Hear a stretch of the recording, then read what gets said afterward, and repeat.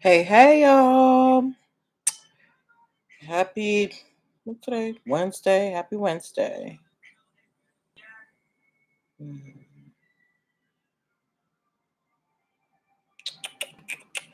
Happy Wednesday, my dears. How are you? How's your day been? How you feeling? Let me turn this music down because I don't need no copyright claims against me. Okay. And let me see. Okay. Ooh, I want to say hi to my parents and to my sister and to all my loved ones who watch. Y'all the real MVP. Thanks. Let's go to Instagram now. And nope, see that's all right. Ooh, okay. Oh shoot. I did not realize I was being blocked. Okay.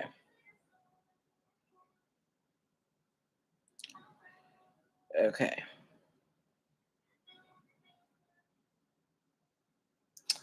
Pin comment. Okay, so we are shared out everywhere. Awesome. Today we've got some great stories about University of Kentucky, about I want to have a discussion about the Off-White brand and Virgil Abloh. New Balance is suing Michael Kors. If you are a baseball fan, particularly a Philadelphia baseball fan, we have a story for you. And if you or anybody in your life is a SpongeBob fan, we have a story for you as well. Okay. So today's going to be pretty fun. I'm excited. Get comfortable. I see y'all coming in Facebook. Hey, say hey in the comments so I can greet you properly.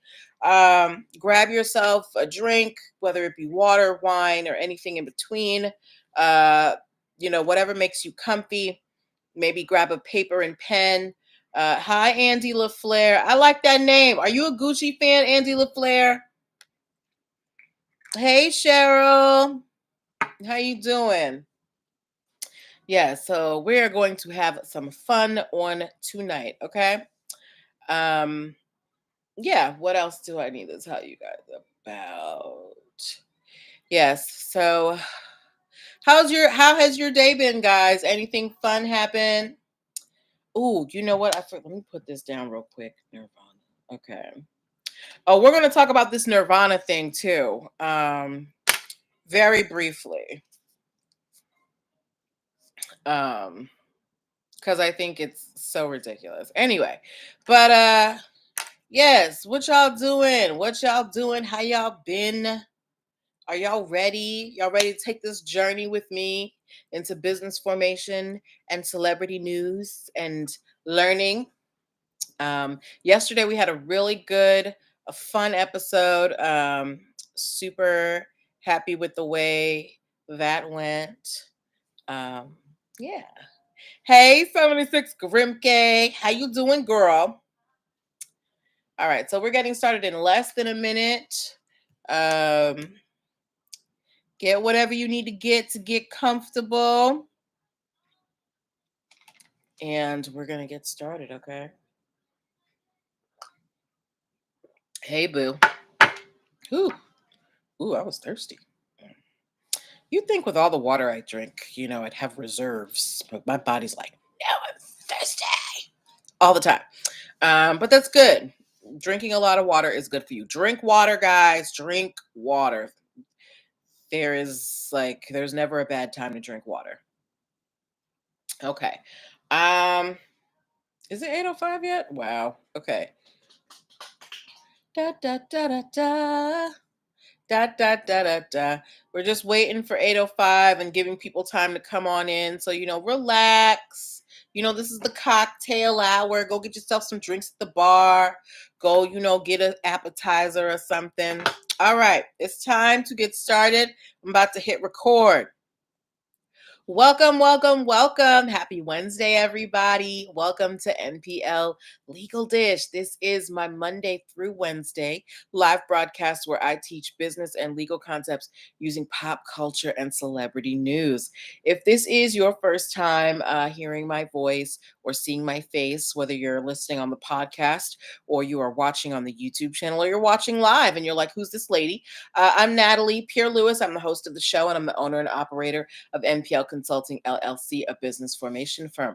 What that means is I help people like yourself get your business paperwork together. So things like making sure you have your articles of incorporation, making sure you have EIN numbers and DUNS numbers, basically, all the ID numbers for your business, getting contract templates for clients and partners so you don't get left holding the bag. Brand protection strategies so people don't steal your business ideas, and hiring and training strategies so that you don't get sued for discrimination. I help you do all of these things. If you're wondering why I'm qualified to help you, I'm very happy that you asked. I am a licensed attorney. I have been one for 15 years and counting. I've started multiple businesses for myself and others, both online and offline. I've had many careers in the realms of entrepreneurship, the law, education, hospitality, and administrative support. And most important, I'm very passionate about making business and legal education as accessible to everyone as possible.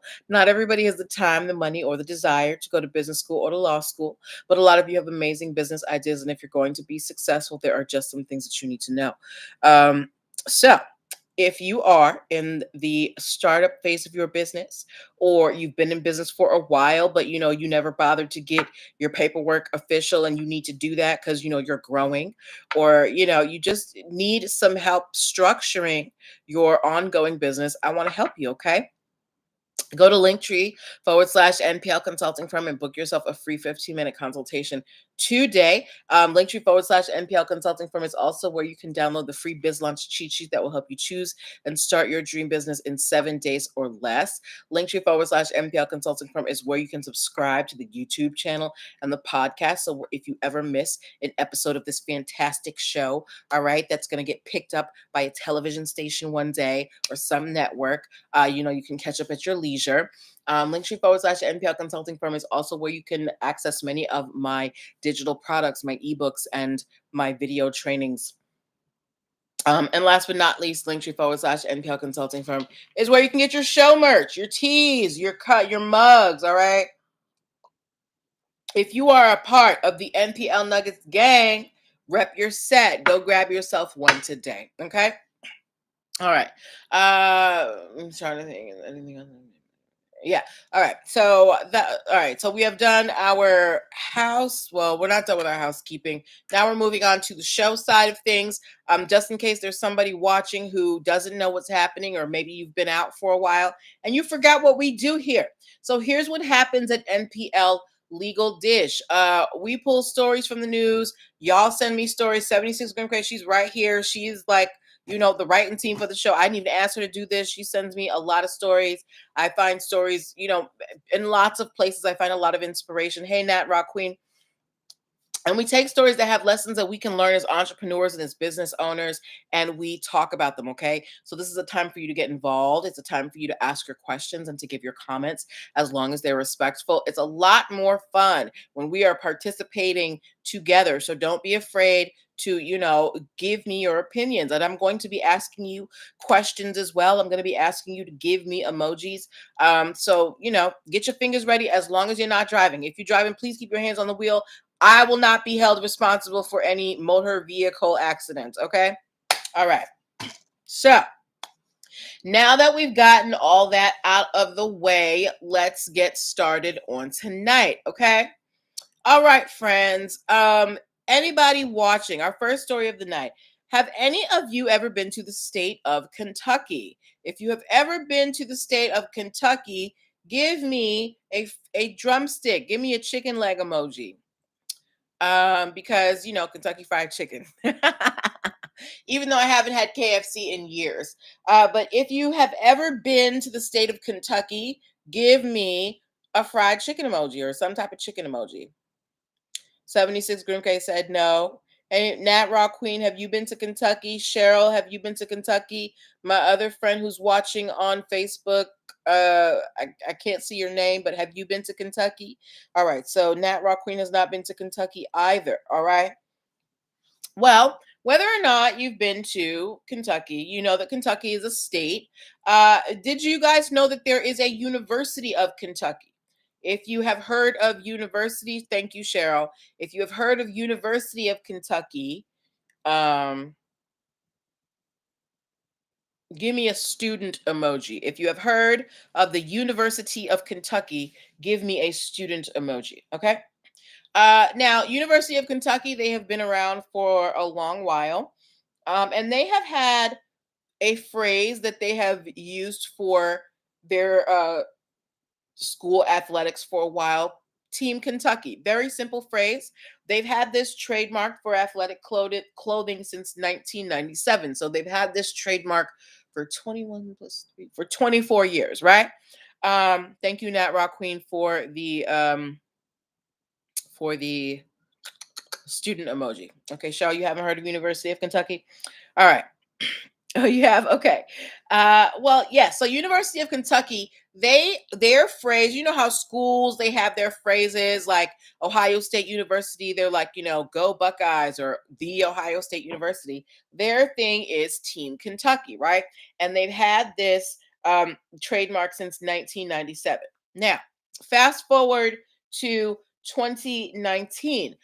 In during the governor's race for the state of Kentucky, the current governor, whose name I apparently forgot to write down, um, he started using the phrase Team Kentucky, right? He used that as a phrase for his political campaign. And then when he won, after Corona broke out and everything, they were basically using the phrase Team Kentucky for their efforts to battle COVID-19. They used it for fundraisers and things like that, to the point that the state of Kentucky is now trying to trademark Team Kentucky for themselves. Now, University of Kentucky, as you may have probably guessed, they opposed this trademark application, but there is a twist to this. They basically said they opposed this trademark only because they had to and they wanted to protect their mark.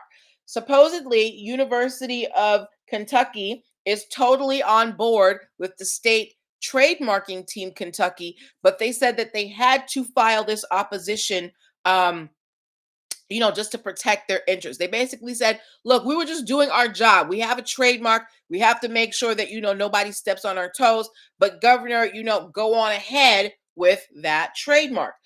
So there's no real opposition here. Now, what can we learn from this case?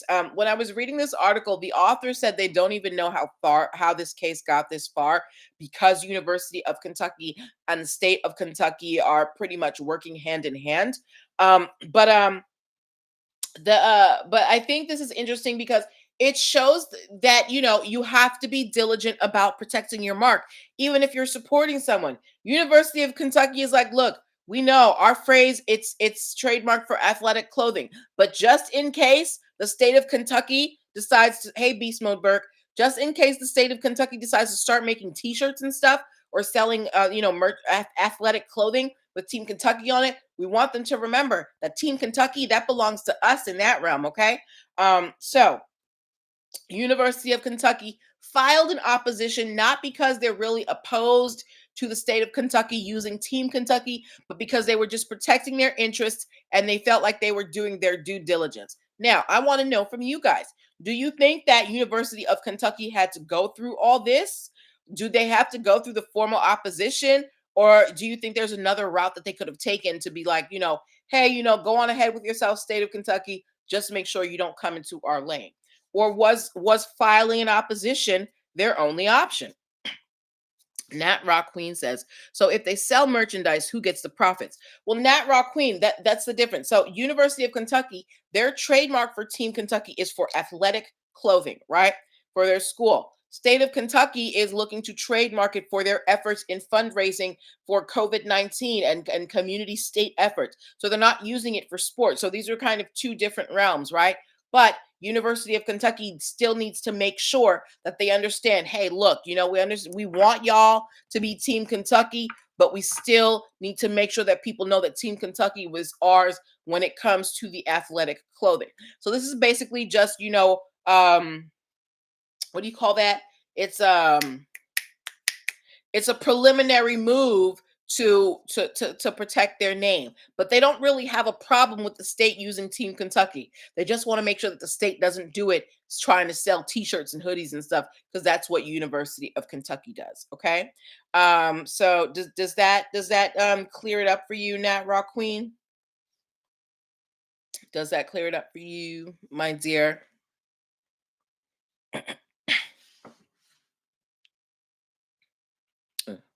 Let me know. Now that doesn't mean that state of Kentucky can't, make t-shirts and stuff, but they'll probably give them away at, I don't know, city, well, county festivals, things like that, or it'll just be a totally different design. But we'll wait and see what happens between with state of Kentucky and University of Kentucky. Okay? All right. Next story we are talking about. If you have heard of the high-end streetwear brand called Off-White. 76 degrees at barn fires? What are barn fire? What do barn fires have to do with Kentucky? Girl, I'm from the city. I don't know nothing about no barn fires. Um Cheryl said I think it's CYA move. Oh, okay. Yeah, it's definitely a CYA move. Okay. Hey, open arms cleaning. Hey, hey. It's definitely a CYA move, and it's a smart move. You need to defend your mark out there to make sure people don't step on your toes, right? Okay, so moving on. If you have heard of the high-end streetwear brand Off-White, give me give me a boot emoji, because we're going to be talking about shoes. If you have heard of Off-White, give me a boot emoji. Now, while you guys are doing that, if you don't know what I'm talking about, where have you been? We talk about give team shirts always. You said festivals. Yeah. Um, okay. Yeah. Oh, okay. Now I understand. Thank you for the boots. Thank y'all for the boots. Cheryl said she's never heard of it. Yes, we have definitely talked about Off-White before on this show, even if you don't know about them. They're a high-end streetwear brand. They sell modified Nikes for $900 and $300 belts that I don't like. Off-White is not for me. It's for the young people, and that's fine. Have your things, right? But the originator of Off-White, the designer, the owner of Off-White, he is always trying to trademark something for his brand. When we first started talking about Off-White, he was trying to get red zip ties trademarked for his sneakers. He wanted red zip ties to be the trademark for his sneakers.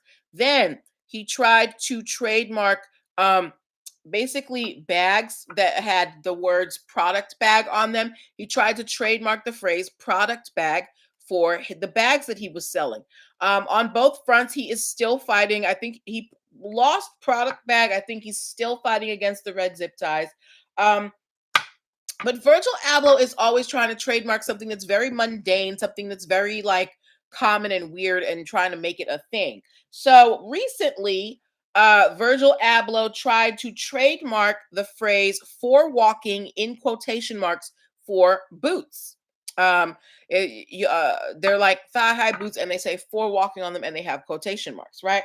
Now, when we talk about trademarks, trademarks are supposed to differentiate your brand in the marketplace, right? When people see your trademark, they're supposed to think, oh, that's so and so's brand, right?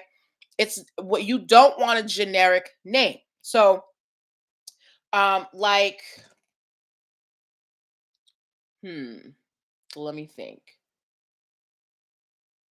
So like, okay, so let's take the Apple example. I talk about that all the time, right? Apple Technologies, their their products have nothing to do with apples, right? So naming their company Apple, that's unique in their field.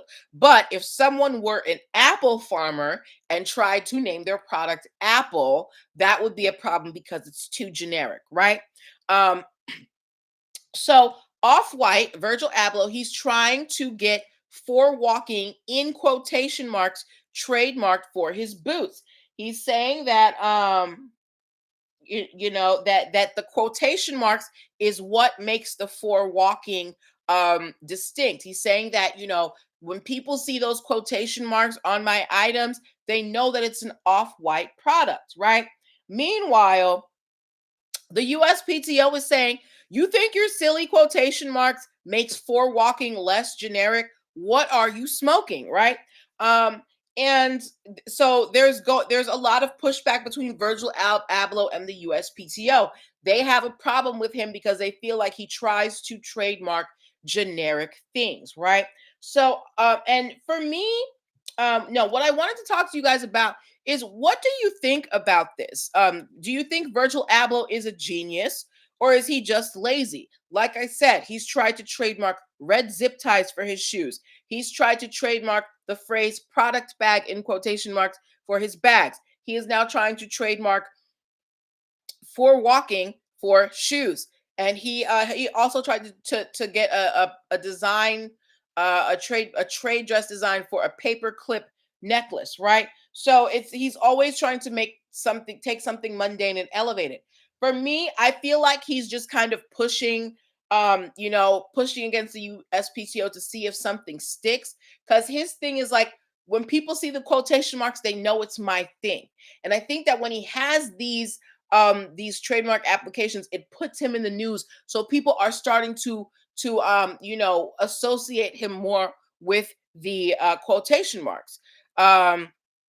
Cheryl said, no genius there, just lazy, right? Okay, so Cheryl thinks he's just being lazy. Does anyone think that Virgil Abloh's strategy of trying to trademark mundane things for his products, do you think it's genius, or do you think he's just non-imaginative? What do you guys think about it?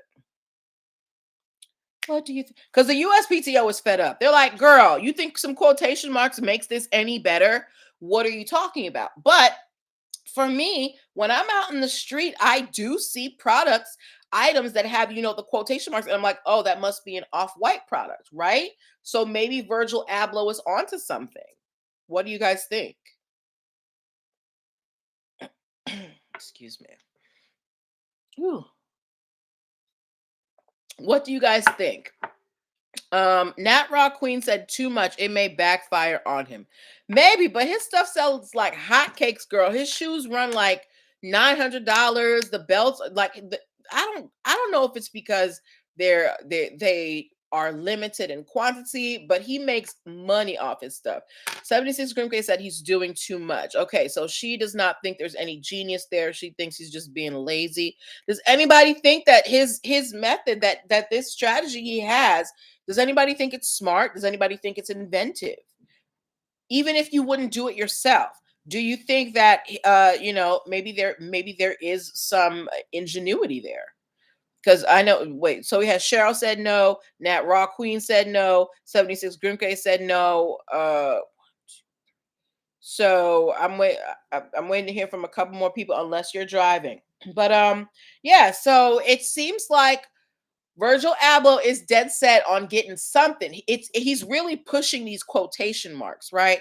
That's his thing. His thing is like, these quotation marks define my brand.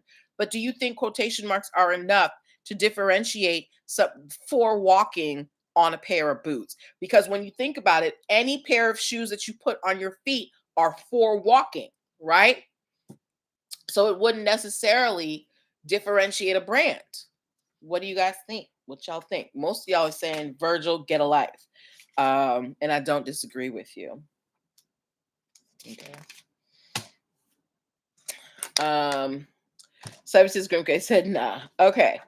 All right. So yeah, if you want to get in your last minute comments, before we move on to our next stories, I want to remind you guys that you are watching NPL Legal. Ah! My pen just flew out of my hand. I want to remind you guys that you are watching NPL Legal Tips. This is my Monday through Wednesday live broadcast where I teach business and legal concepts using pop culture and celebrity news. If you are in the startup phase of your business and you are looking for some legal guidance to, get you on the right track, you're like, I don't know where to go get my articles of incorporation. I don't know how to protect my brand. I don't know where I can get a contract. I want to help you, okay? Go to linktr.ee/NPL Consulting Firm and book yourself a free 15-minute consultation today. All right? Okay, moving on to our next story. If you own New Balance sneakers, give me a sneaker emoji. If you own New Balance sneakers, give me a sneaker emoji. Okay.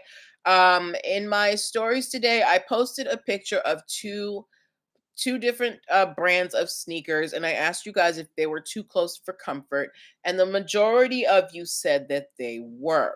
All right, and this story has to do with New Balances. 76 Grimke has New Balances. Okay, anybody else have New Balances?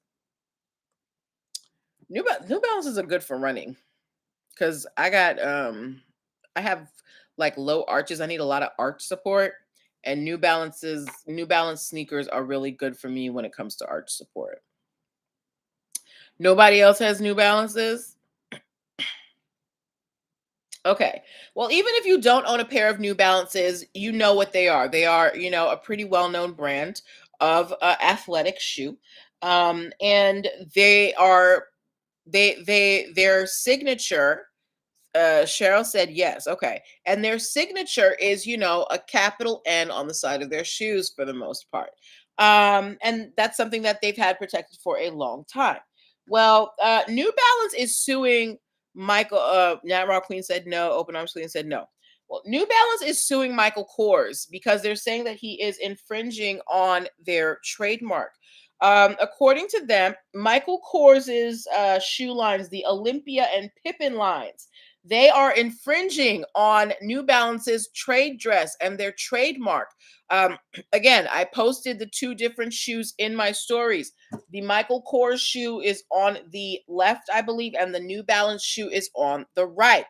Um, and New Balance is suing Michael Kors for trademark infringement. They're saying, look, his shoe looks way too close to our shoe. It even has that N on the side. And on top of that, they said Michael Kors has been documented in interviews saying that he loves New Balance shoes and he wears them all the time, right? So New Balance is suing the Michael Kors line for trademark infringement. So if you have, if you saw the shoe, if you saw the shoes that I posted in my stories, I want to know from you guys, do you think New Balance, do they have a credible fear of confusion here? Is there a possibility that someone might see this Michael Kors shoe and think that it's a New Balance? And if you haven't seen the picture, please go check out my story real quick right now. It's like the first one, I feel like. Okay. Let me know what you think about that. Do you think that the Michael Kors shoe and the New Balance shoe, are they too close to each other? I think they are. I think that they whoever was doing whatever they thought at Michael Kors, they got carried away, and I don't know why they thought they were going to get away from it. Michael Kors, you sue people all the time. We had a story about the Michael Kors brand suing a woman who was selling fake Michael Kors phone cases on Etsy, and they sued her for like $200,000. So I don't understand why you would do this. Cheryl said, I can see the similarity. I would mistake these for New Balance. Okay. 76 Grimke said, yes, they are too similar. Okay. So we seem to all be in agreement that New Balance, they have a right, their right to do this, to oppose this design by Michael Kors. But my question is, Michael Kors, what's going on? You are, and granted, I know it's not Michael Kors himself, whatever, his team, but you are a renowned design line. People know you, they respect the name Michael Kors. Why would you guys do this, especially with a brand that is pretty big, a brand that's just as well known as you are, that has just as much money to fight you? Why would you do this? Why? But whatever. I don't know why people do the things that they do. That is their problem. Okay. 76 Grim K said stick with those MKs. Right. You could have just put MK on the shoe. Dumb. Anyway, you know what? No, sorry. I didn't I'm not trying to offend nobody in case Michael Kors wants to collaborate with me one day. Send me some shoes, Michael Kors. I'll take them. All right. Okay, so we will have to wait and see what happens between New Balance and Michael Kors, and of course, I will keep you guys updated. All right, moving on to our next story. If you are a baseball fan, if you watch baseball, please give me a baseball emoji. If you like baseball, give me a baseball emoji. While I respect the game of baseball, it's not my favorite. I don't find it. Hey, Smith Legal Solutions. Hey, girl. Baseball isn't my favorite sport. I mostly like to watch football if I'm watching sports. But if you're a baseball fan, um, give me a baseball emoji. Okay. Baseball. Mm. You laughing at me. Open arms cleaning. All right. Whether or not you're a baseball fan, if you didn't know, the name of the Philadelphia baseball team or the Philadelphia baseball team, they have a mascot called Philly Fanatic. I posted a picture of him in the stories and I asked you guys what his name was and nobody got it. So I guess you're not Philly fans. But if you didn't know, mascots have copyrights. When you like the design of a mascot, Open Arms Cleaning said boring. What's boring? The mascot? Oh, the game. Yeah, baseball is hard to watch. I don't like watching it. But yeah. So mascots have copyrights to them. The way they look, the way they're designed, that's something that can be protected, right? And this does not, and Philly Fanatic is not exempt from this. Smith Legal Solutions said, I like the players, not the game. Listen. Okay. Um, but yes, Philly Fanatic was designed in the late 70s and by two designers, and they licensed the design to the Phillies team in 1984. Okay. Um, yes, in 1984. So basically, the Phillies have been renting out the look of Philly Fanatic, right? Um, but then they revamped Philly Fanatic. So in 2019, the team they redesigned Philly Fanatic, right? But the original designers of Philly Fanatic, they wanted their copyright of Philly Fanatic back. So remember, they were basically licensing out. They were giving the Phillies permission to use this version of Philly Fanatic. And then it was time for contract negotiations. And they were like, so we think we're going to take this back, right? But then the Phillies team, they found somebody to redesign Philly Fanatic. Now it's not, major differences. I read the description. The differences, they're small, but they make a difference, right? So when the original designers they went back and they're like, well, we're taking our stuff back. The Phillies, they went to court and the judge said, look, the Phillies changed this design. This is different from the original thing that y'all created. So they can use this new design. It may not be that different from what you guys created, but it's different enough that you don't have copyright protection for this. So the Philly Fanatic, the new one, he can, roam free on the baseball fields. But this is why it's important to make sure that you have your P's and Q's aligned, making sure that your stuff is unique so that you don't have these problems. And also look at the power of licensing. Look at the power of licensing. Whoever designed Philly Fanatic, I'm sure they got paid a pretty penny, right? And on top of the fact that they were licensing it out, they were consistently making money from the Phillies. Now, because they changed the design, the Phillies, they can go off on their own and do their own thing. They don't have to worry about this licensing thing anymore. All right.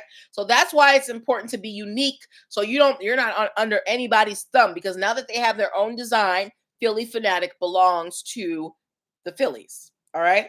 So good luck to them. If you're a baseball fan, good luck. Okay. Before we move on to our last two stories, oh, excuse me, y'all. I'm so congested. I don't know why. Before we move on to our last two stories, um, I want to just do a couple of shout outs here. One quick one to Smith Legal Solutions. She popped in. She is a colleague of mine. If you guys are looking for a business conference to attend very soon, there is one Labor Day weekend that's happening in Arkansas. Accelerate 180. I went to it last year year before last, and I was super blessed. And Smith Legal Solutions is going to be doing a panel on there. So if you are in the Arkansas area or near the Arkansas area, and I think they have virtual tickets too, go check out Smith Legal Solutions so you can get your tickets. Okay. And also, for those of you who may have just tuned in, you are watching NPL Legal Dish. This is my Monday through Wednesday live broadcast where I teach business and legal concepts using pop culture and celebrity news. I broadcast most Monday through Wednesdays at 8 p.m. But if you ever miss an episode, right, no problem, doll. You can always subscribe to my YouTube channel and my podcast so you can catch up at your leisure. Because you can't make it every night, okay? Look, I can't make it every night. But the YouTube channel, I've got over 400 videos on there for you to watch of different stories and concepts, and you can learn these business concepts that can seem very abstract in a very concrete way. All right, cool. So make sure you're subscribed to the YouTube channel and the podcast. All right, moving on to our last two stories of the evening. If you are a SpongeBob fan, or if you've heard of SpongeBob, give me a sponge emoji. I don't care, even if you don't like SpongeBob. I want everybody who's watching to give me a sponge emoji. All right. Um, this is a funny story. So we all know SpongeBob, he is a famous character owned by Nickelodeon, TV shows, games.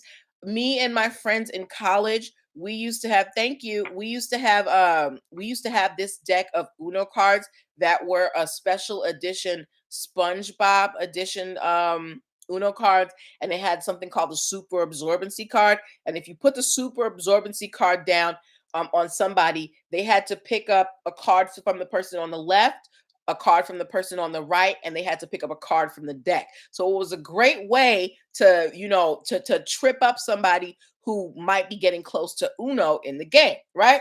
So SpongeBob is everywhere. Collaborations making Nickelodeon millions and billions of dollars, right? And a lot of people, thank you, Cheryl.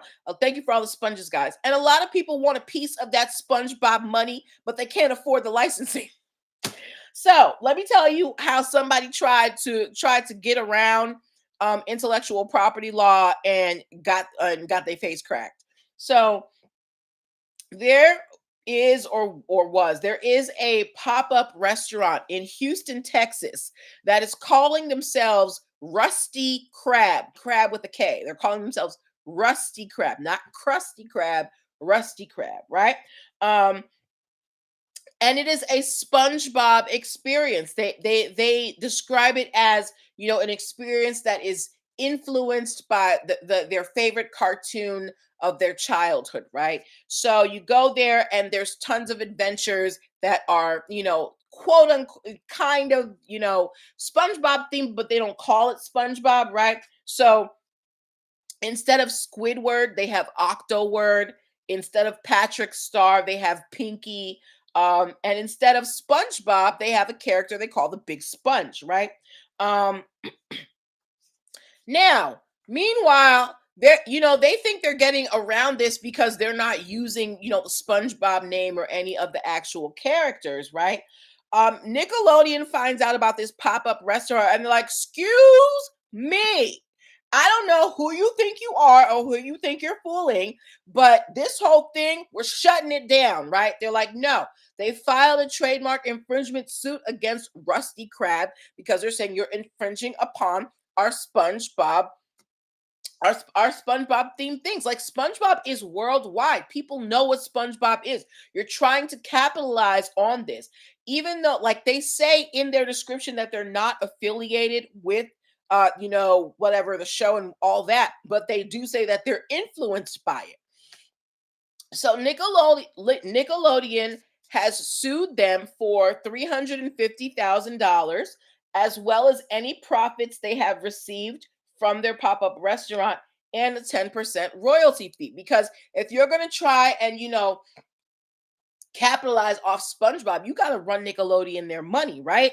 Um, and on top of that, being associated with Rusty Crab is not a good look for Nickelodeon, because this pop-up restaurant, people have been complaining about the fact that they have very high prices and the location is not up to par. They're saying that it's dirty, stuff looks dingy, and that's not what Nickelodeon's about, right? Nickelodeon is about, bright colors, making things great for the kids. If you go to, I don't know if Nickelodeon have an amusement park or something, but if you go to a Nickelodeon branded anything, it's going to be top notch. So they don't want to be out here associated with, some bum, knockoff thing that can't even get their act right. So Nickelodeon is suing Rusty Crab, and they want them to stop, this sham of a SpongeBob experience that they have created in Houston, Texas. So, what is the lesson here, ladies and gentlemen? You need to. I always tell you this: do not build your business on the back of somebody else's reputation. Create your own experience. Y'all could have done anything. You could have done a Waterworld experience. You could have done different characters, but you literally just took the characters and changed the name. All right. So don't build your business reputation on someone else's back, because if they fall, you fall, or they're going to sue you for intellectual property infringement. All right. So yes, now Rusty Crab, they seem to still be in in service. I don't know what's going to happen, but it's a pop-up restaurant, so it's probably not going to last too long. Pop-up restaurants usually go for about 3 to 6 months, so we'll see. Nat Rock Queen said King's Dominion in Doswell, Virginia has Nickelodeon characters. They do, but they're probably associated with Nickelodeon, though. If they're doing that, I don't feel like they would just do that off out without permission. It would be too easy to catch them. All right. Okay. Last story of the evening. How many of y'all have seen this story going around about the Nirvana guy? If you have heard of the band Nirvana, the grunge band Nirvana from the 90s, Kurt Cobain, Courtney Love. If you have heard of Nirvana, give me an N, right? And if you have heard of Nirvana, you probably know about Nat Rock Queen said King's Dominion is an amusement park. Yes, they are associated with them. Okay, I've never been to King's Dominion, so all right. All right. But moving forward, thank you for the N Smith Legal Solutions, right? So, do y'all remember that cover from Nirvana's album with the baby and the doll, the baby's in the water? If you remember that, give me a baby emoji, right? So the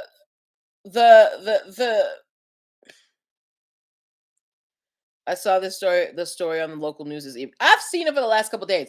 So the guy who was the baby on the Nirvana album, he is suing Nirvana for using him in on their cover. He's saying that they sexually exploited him.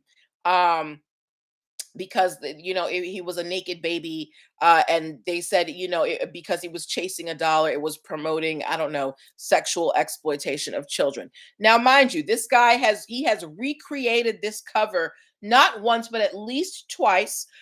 He's gotten some cool gigs out of it, and now he's trying to sue Nirvana because he's saying that they violated his rights, right? And that they didn't get his parents' permission to use his photo, right? Now, this is a little off topic because yes, they didn't go into super specifics, but if you have recreated this photo at least twice throughout your life and you've been recognized for it, why are you suing them now? Right? He's saying that it's kind of ruined his life because this is what he's known for. Listen, known as the baby on the cover of an amazing album. Let me be known as, whatever, the poster child for whatever. Run me a check, right? But now he's going back and saying that they didn't get the proper permissions and they sexually exploited him. Now, I am not taking away from anybody's experience. Your truth is your truth. But, sir, how long ago was this album? 76 Grimke said he probably needs money. And that's what I was thinking too, right? Like why now? Why? I don't know how many years after the album this was. This has to be at least 30 years or something. When did Nirvana's album come out? Somebody please tell me. But Nat Rock Queen said he wants some royalties. Okay, but what could they possibly offer him, right? I feel like unless they stole the picture from his parents, somebody had to give permission. Who took the photo? Where did you get the photo? Cheryl Whiteside said, I think he ran out of money. Okay, so you guys think this is a money grab. Okay, and I agree with you guys. I think this guy, he was able to ride the wave of Nirvana for a real long time, but it's slowing down, and he's got to figure out a way to make himself relevant again. That's my take on it. Anybody else got another theory? I mean, do you think that this was sexual exploitation of a child? If you remember this cover, if you can look it up, do you think that cover uh could be what do you call that? Could be construed as sexual exploitation of a child? He's saying that because High Cooks Yolanda, because they showed his genitalia and they showed him swimming towards a dollar, that it is promoting the sexual exploitation of children. What do you guys think about that? Hmm. What do you think? 76 Green K said COVID slowing down his money. Listen, I don't know what old boy was doing prior to COVID, but I could be. Could be. All right. On top of the fact that you've recreated this cover multiple times. Smith Legal Solutions said no. As many naked babies that appeared on album covers back then. Right. You're not the first naked baby on it. You're not the first naked person on an album. So yeah, I think this is a money grab, whatever. But it's a lot. Nat Rock Queen said, who knew it was him unless he broadcast? Right.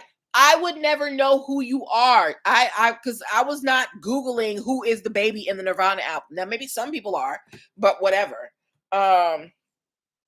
Yeah. Good luck to you, sir. I really don't think that he's going to get much. Maybe they'll toss him a couple thousand or something, but sir, you're just making a spectacle of yourself. But that is my opinion. That's kind of offbeat from what we usually talk about, but I just thought it was hilarious. Okay. All right. So those were the stories that I wanted to talk to you about tonight. We will be back on Monday with more stories. Back to our regular schedule, 8 p.m. Cannot wait. If you find any stories that you want me to talk about, please, please, please send them my way. I love when you send me stories. It lets me know what you want me to talk about. Make sure that you check out Smith Legal Solutions at Accelerate 180, guys.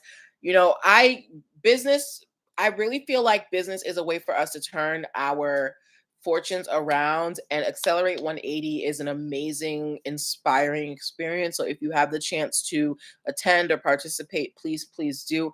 I cannot because I have a prior engagement, but if you can go. Oh, thank you, Smith Legal Solutions. Thank you, girl. But yeah, so this is where I leave you. We'll be back on Monday with more stories. We'll be starting a new topic on Monday as well. I got to look at my schedule syllabus to see what we're starting. But take care of yourselves. Wash your hands. Wear your masks. What else? Stay inside if you can, y'all. All right. So have a good night. Love y'all. Bye.